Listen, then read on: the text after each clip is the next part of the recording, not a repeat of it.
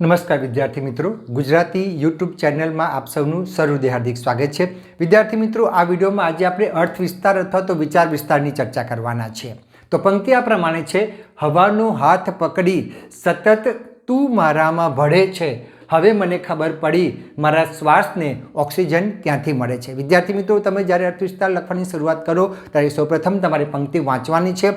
પંક્તિ વાંચ્યા બાદ તમારે એનો અર્થ પહેલા પેરેગ્રાફની અંદર 3-4 લીટીમાં તમારે એનો સામાન્ય અર્થ લખવાનો હોય છે।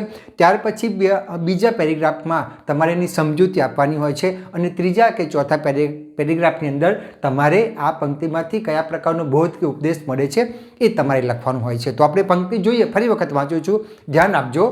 હવાનો હાથ પકડી સતત તું મારામાં ભળે છે, હવે મને ખબર પડી મારા શ્વાસને ઓક્સિજન ક્યાંથી મળે છે। તો વિદ્યાર્થી મિત્રો, અહીંયા જે મેં થોડું ઘણું ચિત્રકામ કર્યું છે માત્ર ને માત્ર સમજૂતી માટે છે।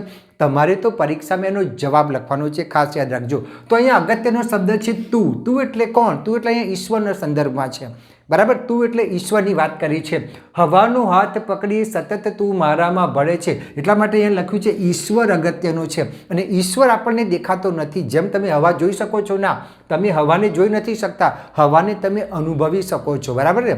હવાને આપણે અનુભવી શકીએ છીએ, હવાને આપણે જોઈ શકતા નથી। એવી જ રીતે તું એટલે કોણ? તો કે ઈશ્વર। ઈશ્વરને આપણે જોઈ શકતા નથી, ઈશ્વરનો આપણે અનુભવ કરી શકીએ છીએ, ઈશ્વરની આપણે અનુભૂતિ કરી શકીએ છીએ। એટલે અહીંયા હવા અને તું એના સંદર્ભમાં આપણે ઈશ્વરનો સંદર્ભ ભેળવી શકીએ છીએ, ઈશ્વરનો સંદર્ભ આપણે માની શકીએ છીએ। પંક્તિમાં કીધું છે કે હવાનો હાથ પકડી તું સતત મારામાં ભળે છે, ઈશ્વર આપણી સાથે છે એટલા માટે આપણે જીવન જીવી શકીએ છીએ।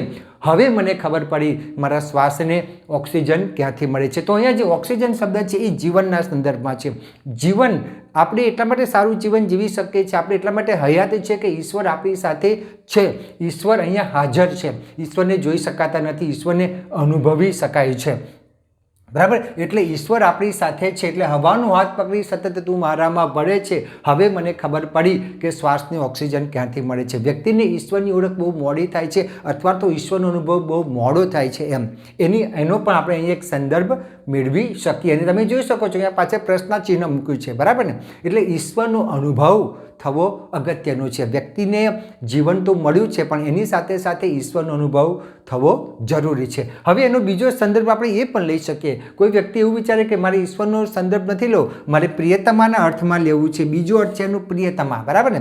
તો કોઈ વ્યક્તિ પોતાની પ્રિયતમાને બહુ પ્રેમ કરતો હોય તો એ અહીંયા પ્રિયતમાના સંદર્ભમાં લઈ શકે કે હવાનો હાથ પકડી સતત તું મારામાં ભળે છે, હવે મને ખબર પડી કે મારા શ્વાસને ઓક્સિજન ક્યાંથી મળે છે। તો તમે અહીંયા પ્રિયતમાનો એક સંદર્ભ પણ લઈ શકો। પ્રિયતમા વગર તમે જુઓ કે કેટલાક લોકો જીવી નથી શકતા, બરાબર ને? તો આમાં એનો અર્થ પણ તમે લઈ શકો કે મારી સાથે મારું પ્રિય પાત્ર હોય તો એનાથી મને જિંદગી જીવવાની મજા આવે। પણ આપણે એક બીજો ઉચ્ચ અર્થ લેવો હોય તો આપણે ઈશ્વર લઈ શકીએ। પ્રિયતમા તો છે જ, પણ સાથે બીજો અર્થ પણ આપણે ઈશ્વરનો લઈ શકીએ, જે મહત્વનો અર્થ છે, બરાબર। તો વિદ્યાર્થી મિત્રો, આ પંક્તિની અંદર કવિ આપણને એ સમજાવે છે કે જીવનની દરેક પરિસ્થિતિમાં તમે જીવિત છો ત્યાં સુધી, જ્યાં સુધી તમારો શ્વાસ ચાલે છે ત્યાં સુધી ઈશ્વર તમારી સાથે છે અને ઈશ્વરને તમારે અનુભવવો રહ્યો, ઈશ્વરની અનુભૂતિ તમારે કરવી રહી। અને દરેક વ્યક્તિને જીવનના એક ડગલે, એક પગલે, એક સમય બાદ ઈશ્વરનો અનુભવ ફરજિયાત થાય છે અને જ્યારે થાય છે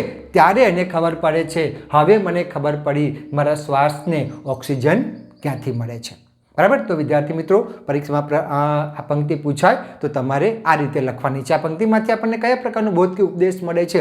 તો આપણને એ બોધ કે ઉપદેશ મળે છે ગમે તે પરિસ્થિતિમાં ઈશ્વર આપણી સાથે છે અને ઈશ્વર આપણને તેના અનુભવ કરાવવા માટે હર હંમેશ તૈયાર છે, બરાબર। વહેલો કોઈ મોડો આપણને ઈશ્વરનો અનુભવ તો થાય છે અને થાય છે જ।